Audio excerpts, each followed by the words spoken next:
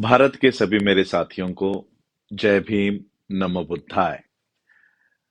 2 दिनों से भारत की जो खबरें मैं यहाँ पढ़ रहा हूँ, एक नया कानून भारत में बना है। भारत का ये नया कानून हमारे बच्चों के लिए बहुत ही वेदनादायक है। और ये जो कानून बनाया गया है, वो कानून ये है कि भारत में सरकारी स्कूलों की जो शिक्षा होगी, एजुकेशन होगी, उसका instruction, language of instruction, medium of instruction, शिक्षा की जो भाषा होगी, वो हिंदी होगी। और हिंदी के सारे किताबें जो है, वो छापी है। कल हमने देखा है कि मेडिकल की, एमबीबीएस की जो सिलेबस है, जो किताबें हैं, वो हिंदी में छापी गई है। और एक आदेश बीजेपी के मंत्री ने दिया है कि इसके बाद जो डॉक्टर्स है, वो अपना प्रिस्क्रिप्शन, जो दवाई लिख के देते हैं, वो हिंदी में दे। आखिर अचानक मोदी सरकार को हिंदी से इतना प्यार क्यों होने लगा है? और अगर आपको इंग्लिश से नफरत है, तो फिर आप संस्कृत क्यों नहीं पढ़ा रहे हो? आप बच्चों की language, medium of instruction Sanskrit क्यों नहीं दे रहे हो? हिंदी क्यों देना चाहते हो? तो ये हिंदी लैंग्वेज करना एक बहुत बड़ा षड्यंत्र भारत में चल रहा है। 14 जून 2022 को द इकोनॉमिक टाइम्स, आप लोग गूगल करके वो पढ़ सकते हो, 8,000 HNIs, यानी हम लोगों ने NRI सुना था, नॉन रेसिडेंट इंडियन, हमें NRI पता है। ये HNI क्या होता है? HNI का मतलब है, फुल फॉर्म है हाई नेटवर्थ इंडियंस। जो इंडिया के सबसे अमीर लोग हैं, जो भारत को चलाते हैं, उन्होंने भारत देश को छोड़ दिया है। और ये एक दो परिवार नहीं है, एक दो लोग नहीं है जिन्होंने भारत को छोड़ा है। ऐसे 8,000 लोग, जो भारत के संपत्ति सबसे ज्यादा उन जिनके पास है, जो भारत की इकोनॉमी को चलाते हैं, उन्होंने भारत को छोड़ा है। क्योंकि भारत में जिस तरह से भारत की अधोगति हो रही है, जिस जिस तरह से भारत खाई में जा रहा है, इन्होंने पहले ही आंक लिया है और भारत का त्याग करके अब वो ऑस्ट्रेलिया, कनाडा, यूएक्स, यूके वहां पर बस गए। अभी 2 दिन पहले मैं गूगल न्यूज जब पढ़ रहा था, तब और एक डेटा यहां पर मिला है कि भारत के बाहर जो भी विद्यार्थी, भले वो स्कॉलरशिप लेकर जाए या बिना स्कॉलरशिप के अपने ही पैसों पर जाए, वो जो बच्चे पढ़ाई करने के लिए अलग अलग विभिन्न देशों में जा रहे हैं, चाहे वो कनाडा हो, ऑस्ट्रेलिया हो, जापान हो, चाइना हो, यूक्रेन से तो बहुत बच्चे अभी वापस भारत आ गए। किसी भी देश में अगर वो बच्चे जा रहे हैं, तो वो पढ़ाई करने के बाद फिर भारत में लौटकर आना नहीं चाहते। अब ये बच्चे जो पढ़ लिख गए हैं, जो भारत के बाहर गए, वो भारत आना नहीं चाहते। भारत के जो संपत्तिवान लोग थे, वो भी भारत छोड़कर जा रहे हैं। अब भारत को बहुत बड़े पैमाने पर लेबर की जरूरत है। भारत में हमें मजदूरों की जरूरत है, हमें कारपेंटरों की जरूरत है, हमें मैकेनिकों की जरूरत है, हमें शूद्रों की जरूरत है। देखिए, ब्राह्मण पढ़ाई करेगा, वैश्य बिजनेस करेगा, क्षत्रिय लड़ाई लड़ेगा और शूद्र इन तीनों की सेवा करेगा। अब भारत के पास ब्राह्मण नहीं है, क्योंकि वो सारे के सारे भारत छोड़कर चले गए।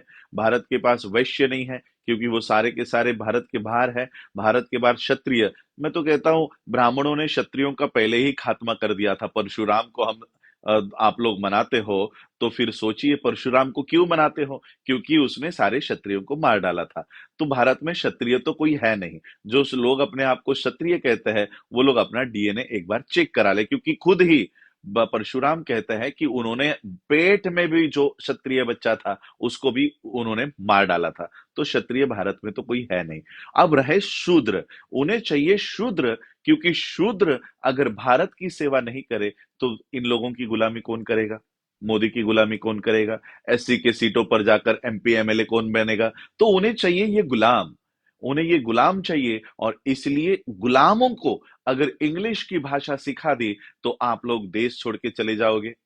इसलिए ये गुलाम देश छोड़ के ना चले जाएं, आप लोग पढ़ाई लिखाई करके अभी देखिए किसी भी कंट्री में अगर आपको जाना है, ऑस्ट्रेलिया में मैं अभी हूं, यहां पर अगर आना है आपको, तो एक इंटरनेशनल टेस्ट देनी पड़ती है। उस टेस्ट का नाम है IELTS, शॉर्ट फॉर्म में से आइलेट्स कहते हैं। आइलेट्स का फुल फॉर्म है international English language testing system. अब इस IELTS आइलेट्स को पास करने के लिए जो बच्चा कॉन्वेंट में पूरे जीवन भर पढ़ा है, पहली से लेकर ग्रेजुएशन तक, उसे भी आइलेट्स में पास होने के लिए क्लासेस लगानी पड़ती है। 3 महीने की 6 महीने की क्लास पूरी करने के बाद वो आइलेट्स में पास होता है और तब जाकर वो अन्य विभिन्न देशों में जा सकता है। Without any language of English you cannot migrate any part of the world. बिना इंग्लिश जाने हुए, इंग्लिश भाषा भाषा का ज्ञान प्राप्त किए हुए आप किसी भी विश्व के देश में नहीं जा सकते। और इसलिए सबसे ज्यादा बाहर आने वाले लोगों की संख्या शेड्यूल कास्ट के बच्चों की आज मैं यहां देख रहा हूं। दो कम्युनिटीज बहुत बड़े पैमाने पर माइग्रेट कर रही है। एक पहली कम्युनिटी जो है पंजाब से। पंजाब का कोई भी बच्चा 18 साल का हो जाए, उसके सपने होते हैं मैं ऑस्ट्रेलिया जाऊंगा, कनाडा जाऊंगा, यूके जाऊंगा, US जाऊंगा, ये उसके सपने होते हैं। दूसरे जो बहुत बड़े पैमाने पर आज माइग्रेट कर रहे हैं वो महाराष्ट्रियंस, महाराष्ट्र के, और वो भी बाबा साहब को फॉलो करने वाले बच्चे। और वो सारे बच्चे, चाहे वो पंजाब के हो या महाराष्ट्र के हो या किसी भी पार्ट के हो, उन्हें आइलेट्स करके यहाँ पर आना जरूरी है। आइलेट्स बहुत जरूरी है। अब सोचिए जो बच्चा पहली से लेकर ग्रेजुएशन तक अगर हिंदी भाषा में, फॉर एग्जांपल महाराष्ट्र में हिंदी नहीं सिखाएंगे, मराठी सिखाएंगे, तो मराठी भाषा में, पंजाबी लैंग्वेज में अगर पंजाब के बच्चों को सिर्फ पंजाबी में सिखाया जाए, तो क्या वो आइलेट्स पास कर पाएंगे? क्या वो ये जो इंग्लिश लैंग्वेज टेस्ट है, क्या वो उसको पास कर पाएंगे? तो देखिए ये किस तरह से आपके प्रदेश में आने के दरवाजे बंद कर रहे हैं। एक तरफ भारत में आप घड़े को भी छूने नहीं दोगे और दूसरी तरफ हमको भारत के बाहर जाने भी नहीं दोगे। इस तरह का षड्यंत्र बीजेपी और मोदी सरकार देश में खेल रही है, ताकि आपके बच्चे विश्व में आकर अपने गुणों को, अपने सारे जो उनमें क्वालिटीज है उसका इस्तेमाल ना कर पाए। मैं तो महाराष्ट्र के लोगों को कहूंगा कि अगर आप बाबा साहब को फॉलो करते हो, बाबा साहब को मानते हो, और महाराष्ट्र के ही नहीं, भारत के सभी लोगों को कहना चाहूंगा, चाहे वो आंध्रा में हो चाहे वो जम्मू में हो, बाबा साहब की फैमिली सबसे बड़ी फैमिली है जो माइग्रेशन करती आ रही है, माइग्रेट करते आ रही है। बाबा साहब बाबा साहब के पिताजी महाड़ रत्नागिरी जिले के मंडनगढ़ तालुका में वहां पर थे, लेकिन उन्होंने निर्णय लिया कि अपने बच्चों को अगर शिक्षित करना है तो मुझे ये गांव छोड़ना पड़ेगा, और उन्होंने वो गांव छोड़ा। वो गांव छोड़ा, वो सातारा गए, सातारा से बॉम्बे आए, बाबा साहब बॉम्बे से US गए, US से फिर गुजरात गए। किसी भी देश को नहीं जानते थे, किसी राज्य को नहीं जानते थे, फिर भी ये इतना माइग्रेट करते रहे। और इसलिए हम लोगों को जो हमारी अपब्रिंगिंग हो रही है, माँ पिता अपने बच्चे को अपने पास रखना चाहते हैं, हमें कहीं ना कहीं अब ये आचरण छोड़ना होगा। बाबा साहब को मानते हो और तहसील तक छोड़ने को तैयार नहीं हो, अपना गांव तक छोड़ने को तैयार नहीं हो, और उस गांव में पीटते रहोगे, उस गांव में मरते रहोगे, लोगों की गुलामी करते रहोगे, लेकिन गांव नहीं छोड़ोगे, घर नहीं छोड़ोगे। घर चेंज करते रहो, घर चेंज कर, पूरा विश्व आपका है, पूरा विश्व जहां पर अच्छी व्यवस्था है, हमको वहां माइग्रेट करते रहना चाहिए। बाबा साहब के भाई, पिता के भाई, यानी बाबा साहब के चाचा, बाबा साहब के पिता को अफगानिस्तान में मिले। सोचिए हमारी फैमिली कितनी माइग्रेट करती रहती होगी। बुद्ध का धम्म ही माइग्रेशन का है। अगर बुद्ध का धम्म सिर्फ भारत को ही पकड़ के रहता, तो बुद्ध भारत के बाहर आधा विश्व कभी बौद्ध धम्म के ऊपर मार्गक्रमण नहीं कर पाता। और इसलिए हमें माइग्रेशन करते रहना चाहिए। तो आज माइग्रेशन करने की सबसे बड़ी कंडीशन क्या है, सबसे बड़ी रिक्वायरमेंट क्या है? लैंग्वेज, भाषा। भाषा का अगर ज्ञान ना हो तो आप कैसे आओगे? बुद्ध को पूछा गया था कि उस समय भाषा पाली हुआ करती थी। बुद्ध को पूछा गया था कि हम अपने जो सारे जो बातें हैं ये पाली लैंग्वेज में करें या किस लैंग्वेज में करें? कौन सी भाषा का इस्तेमाल करें? बुद्ध ने जवाब दिया कि जिस भाषा में वो समझते हैं, उस भाषा का इस्तेमाल तुम्हें करना है। जिसे जैसे एक माँ अपने बच्चों को जिस भाषा में बताती है, उस भाषा का आपको प्रयोग करना है। पाली उस समय की भाषा हुआ करती थी, उस भाषा का भी बुद्ध ने समर्थन नहीं किया। हमें हर भाषा सीखनी चाहिए, हर जो लोग जो भाषा बोलते हैं, उस भाषा में हम लोगों को अपडेट रहते आना चाहिए। अब भारत सरकार कहती है कि नहीं, इंग्लिश आप लोगों को नहीं सिखाएंगे, आपको हिंदी सिखाएंगे और आपको लेबर बनाएंगे, मजदूर बनाएंगे। इस तरह से आप लोगों के जो निम्न स्तर के काम है, वो करने के लिए इनको गुलाम चाहिए। डॉक्टर बनने के बाद अगर आपको सिर्फ हिंदी में ही डॉक्टर बनाया जाएगा, आप बताओ, क्या आप मलेशिया में कभी प्रैक्टिस कर पाओगे? क्या आप सिंगापुर जा पाओगे? क्या आप चाइना जा पाओगे? क्या आप जापान जा पाओगे? क्या यूएस आ पाओगे? नहीं आओगे। भारत में आपके हाथ से जो लोग पानी नहीं लेते, कोरोना की आप लोग बिहार की न्यूज़ उठाकर पढ़ लो, क्वारंटाइन में जो लोग मर रहे थे, वो लोग आपके हाथ से पानी नहीं स्वीकारना चाह रहे थे। जो लोग आपके हाथ से पानी नहीं लेना चाहते, आपके हाथ से इलाज लेंगे? आपके हाथ से इलाज करवाएंगे? और इसलिए ये लोग चाहते हैं कि वो शूद्र और वो जो वर्ण व्यवस्था है वो बनी रहे और शूद्र शूद्र ही बने रहे। इसलिए इनको भाषा का ज्ञान नहीं होना चाहिए। जैसे ब्राह्मणों ने कह दिया था कि शिक्षा का अधिकार शूद्रों को नहीं होना चाहिए, उसी तरह से अब ये नया वर्ण व्यवस्था चल रहा है कि शूद्रों को सिर्फ हिंदी पढ़ा।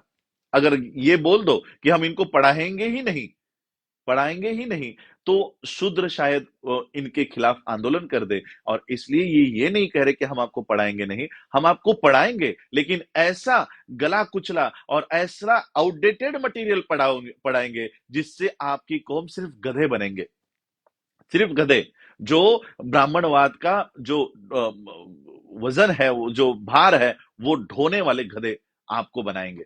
और इसलिए मैं आप लोगों को और जितने भी भारत में और भारत के बाहर हमारे जो समर्थक है, जो सहायक है, मैं आप लोगों से कहना चाहूंगा, बुद्धिस्ट सोसाइटी ऑफ इंडिया, भारतीय बौद्ध महासभा के माध्यम से मैं भारत में आने के बाद इंग्लिश कोचिंग और आईलेट्स के प्रिपरेशन की क्लासेस हम लोग खोलेंगे कि इंडिया के बाहर जाने के मार्ग हमारे बच्चों को खुले। इसलिए सबसे पहला काम बुद्धिस्ट सोसाइटी ऑफ इंडिया का होगा, इंडिया में आने के बाद एक सेंटर, चाहे वो रेंट पर ले या खरीद कर ले, और जो यूनिवर्सिटी हम बना रहे हैं उसमें से इंग्लिश की ट्रेनिंग बच्चों को देंगे और आईलेट्स की प्रिपरेशन कराएंगे। और भारत के बाहर कहां कहां पर स्कॉलरशिप लेकर या बिना स्कॉलरशिप के आप कौन से कोर्सेस करके यहाँ पर स्थायिक हो सकते हो, ये सारा ज्ञान हम भारत के बच्चों को देंगे।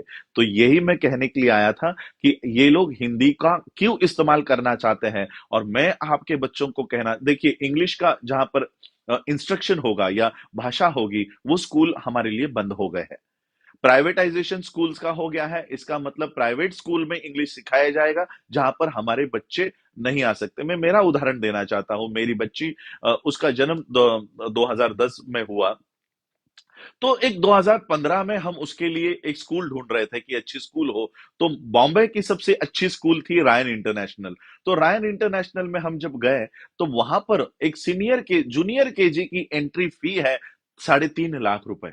3.5 लाख रुपए जूनियर केजी का बच्चा सिर्फ मट्टी में खेलने वाला है, फिर भी उसके लिए 3.5 लाख रुपए है। तो हमने कहा ये हमारे बजट में नहीं है। फिर हम लोग दूसरे स्कूल में गए, पोदार करके बॉम्बे में एक बहुत बड़ी स्कूल ऑल ओवर इंडिया चलती है, उसकी फ्रेंचाइजी ऑल ओवर इंडिया है। आज भी जूनियर केजी की फी यहाँ पर 2 से 2.5 लाख रुपए है। हमको वो भी अफोर्डेबल नहीं थी, तो हमने किसी कॉन्वेंट अच्छे स्कूल में हमने अपने बच्ची का एडमिशन कर दिया ताकि वो इंग्लिश वहां पर सीखे। लेकिन अब पता चल रहा है कि इन बच्चों को भी इंग्लिश वहां पर नहीं सिखाया जाता।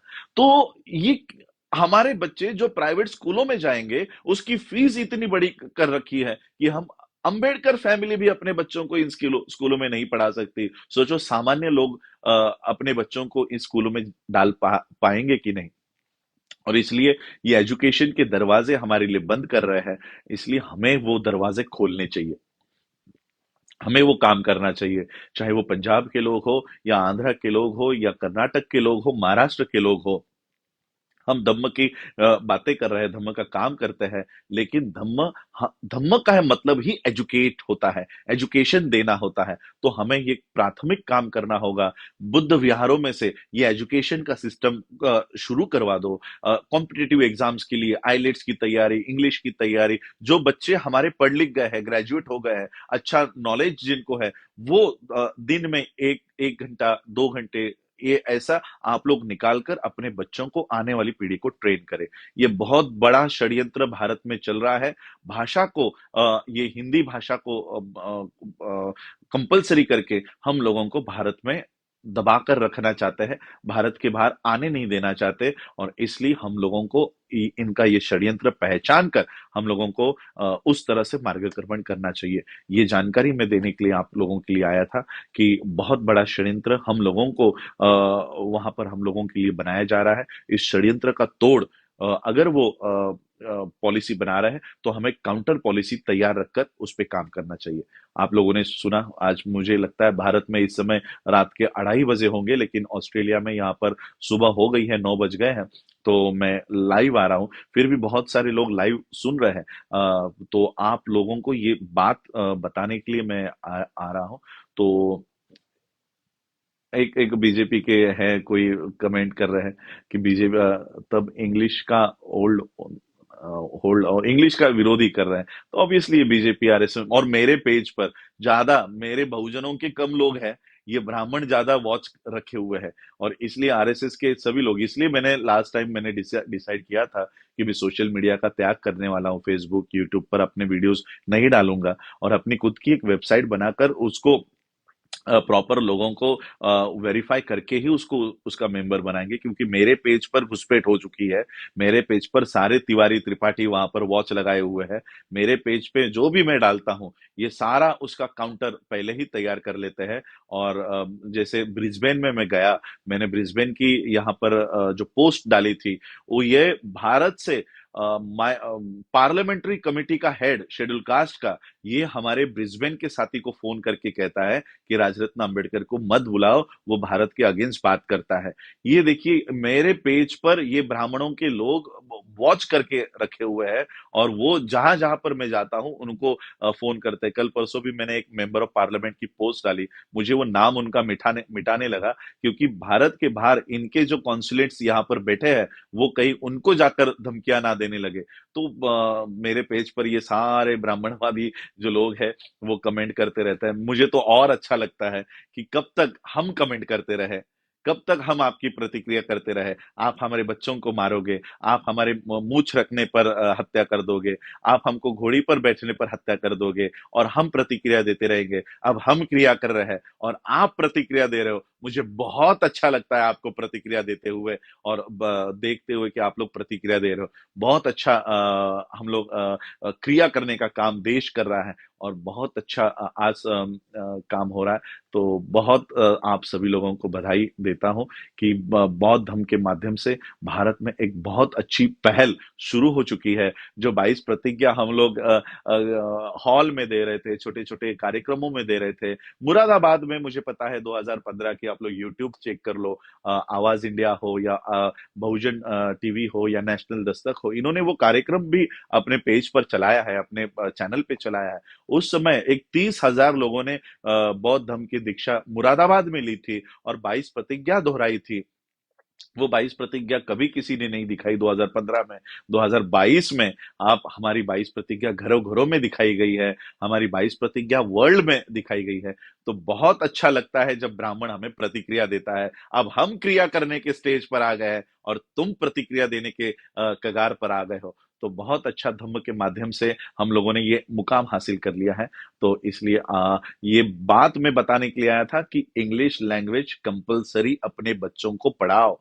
और सिर्फ पढ़ाओ ही नहीं, हम, मुझे पता है हमारे माता पिता अपने अपने रीजनल लैंग्वेज में अपने बच्चों से बात करते हैं, लेकिन घर में भी जो लोग पढ़ लिख गए वो अपने बच्चों को इंग्लिश की ट्रेनिंग दे, उन बच्चों से इंग्लिश में बातें करे। मैं भी मेरे बच्ची से इंग्लिश में बातें करता हूँ, बच्चों को इंग्लिश लैंग्वेज आनी चाहिए, इसके लिए प्रेरित करता हूँ। क्योंकि मेरा खुद का क्वालिफिकेशन, मेरी खुद की एजुकेशन कॉन्वेंट स्कूल की है। हम लोग क्रिश्चियन मिशनरी स्कूल में पढ़े हैं, Samson English high school Mulund में थी। तब हम लोग वहां पर पढ़े हैं और बेसिक एजुकेशन हमारा इंग्लिश में है। लेकिन इंग्लिश भाषा का ज्ञान प्राप्त करने के बाद भारत में मुझे हिंदी ही बोलनी पड़ती है, क्योंकि भारत के लोगों के सामने अगर मैं इंग्लिश में बोलने लगा तो उन्हें समझ में नहीं आएगा। तो पूरी एजुकेशन इंग्लिश में हुई, लेकिन मेरा कार्य क्षेत्र हिंदी में है, इसलिए मेरी इंग्लिश थोड़ी कमजोर हो गई और हिंदी अच्छी हो गई।